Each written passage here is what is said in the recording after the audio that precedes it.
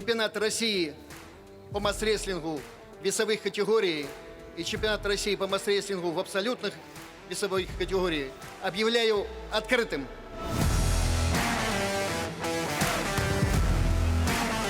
Думаю, все должно быть хорошо. Соперницы достойные. Как говорится, помост покажет, кто сильнейший. Сейчас вот получилось, может везет, может нет, но тренировка тоже хорошая была. Уруя хал, махтал, сахаларга. Кабардино-Балкарская республика, город Нальчик. Здесь проходит чемпионат России по масс-рестлингу. В столицу уже приехали спортсмены из 22 регионов страны. Всего же за звание чемпионов России будут бороться 124 спортсмена.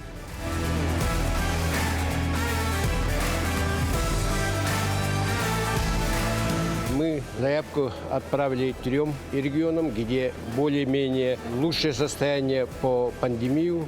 И Республика Кабардино-Балкария сразу, они, начиная с руководства, и все одобрили.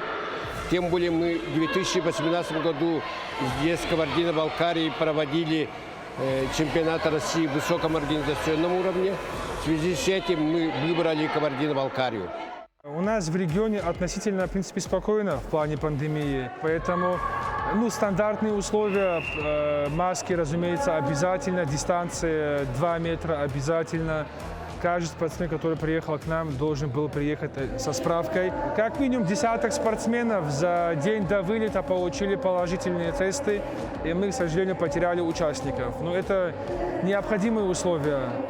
География чемпионата, конечно, поражает. Свердловская, Смоленская, Калужская области, Чувашия, Якутия. Лучшие спортсмены страны приехали перетянуть удачу на свою сторону и узнать имена сильнейших масс-рестлеров России. Цена схватки высока. По итогам чемпионата будет обновлен состав сборной команды страны по масс-рестлингу. Также спортсмены будут бороться за право получения звания мастера спорта России по масс-рестлингу. С востока страны на юг, из Сахалина в Нальчик, приехали сразу 5 спортсменов. На крупнейшем острове России масс-рестлинг развивается с 2016 года. К чемпионату сахалинские титаны готовились месяцами. Тренировки проходят в зале тяжелой атлетики. Там у нас есть штанги, блоки, есть веса, гиревые есть снаряды.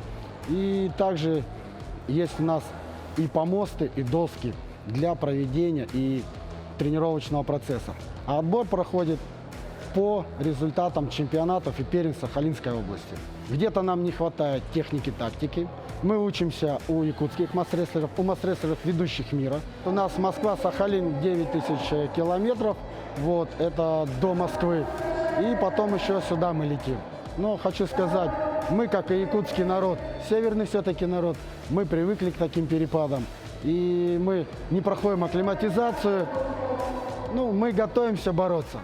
Соревнования чемпионата прошли в 7 весовых категориях среди мужчин и в 5 у женщин. Также масс-рестлеры боролись и в абсолютном первенстве.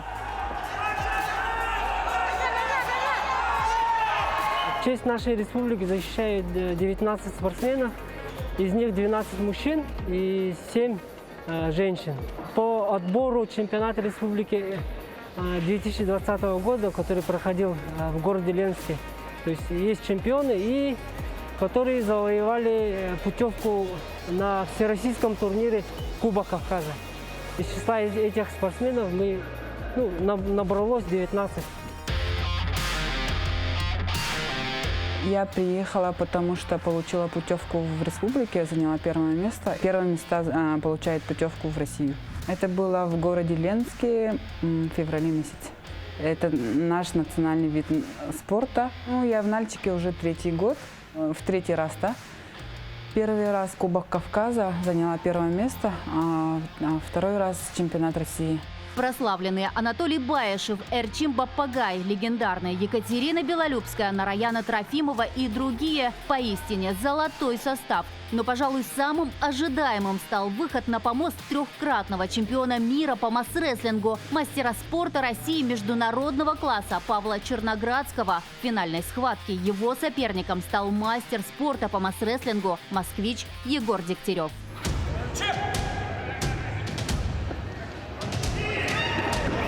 Павлу Черноградскому нет равных. Коронный выход в стойку вновь вывел спортсменов в лидеры. В дивизионе до 90 килограммов якутский Маджины уверенно занял первое место. Мы с ним виделись 2-3 года назад. Я в то время был в форме, он тогда был немножко сырой, сейчас вот подготовился и дошел до финала, выиграв Егора Баишева, сделать мне достойную конкуренцию в финале. Не ожидали, что будет такой уровень соревнований. Я в прошлом году пропустил чемпионат, поэтому вот атмосферу хотел ощутить соревновательную. Сейчас вот получилось, может везет, может нет, но тренировка тоже хорошая была. Круг за кругом, категория за категорией. Настоящий класс на помосте показали и женщины. Сотни глаз внимательно наблюдали за схваткой легендарной Екатерины Белолюбской. За плечами усть-алданской спортсменки громкие победы на Кубке мира, чемпионатах республики и России. На помосте в этом году ей противостояла сильнейшая спортсменка Свердловской области Анна Ваганова. Казалось, силы равны. Счет 1-1. Спортсменки буквально застыли в статике. Но в последний момент Екатерина решилась на резкую работу корпусом и вырвала палку из рук Анны. Счет финальной схватки составил 2-1. Удача на стороне якутянки. Женский зачет также отличился и реваншами. Мегинская спортсменка Алина Турчина, накануне уступившая первое место представительнице Чувашии, тезке Алине Алексеевой. Я готовилась к ней, тоже тренировала хват, тренировала скорость, старт.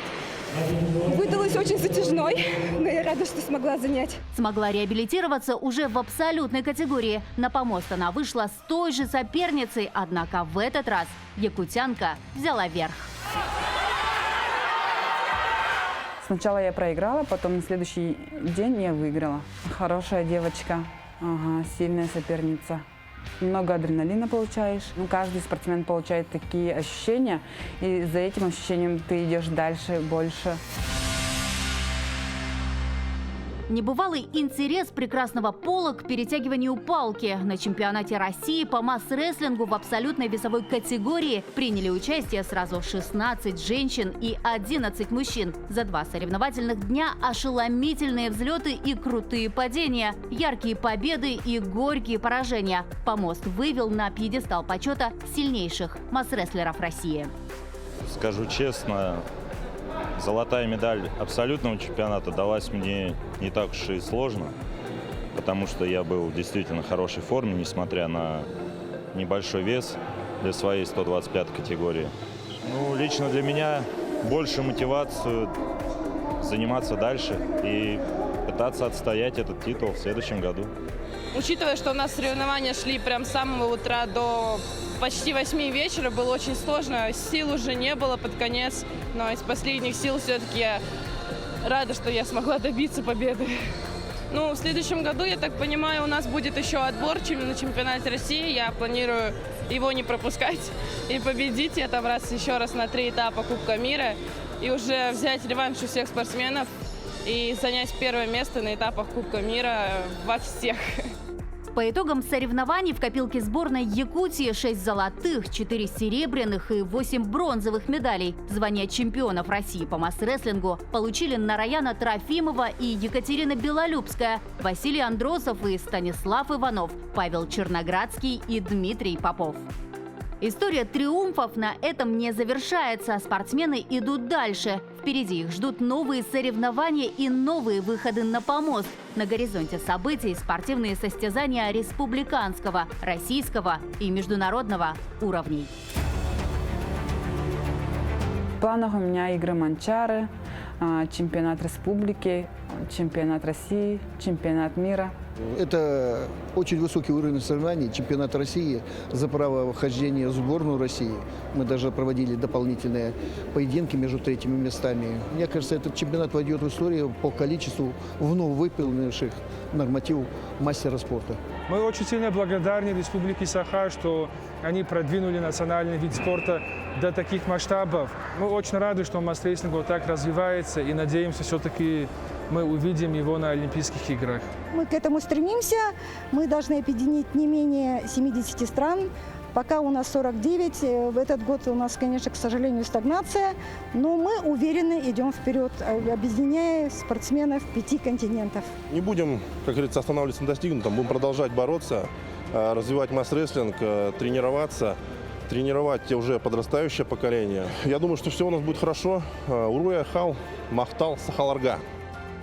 Айсена Бурнашова, Виктор Олесов, Нальчик, Кабардино-Балкарская республика.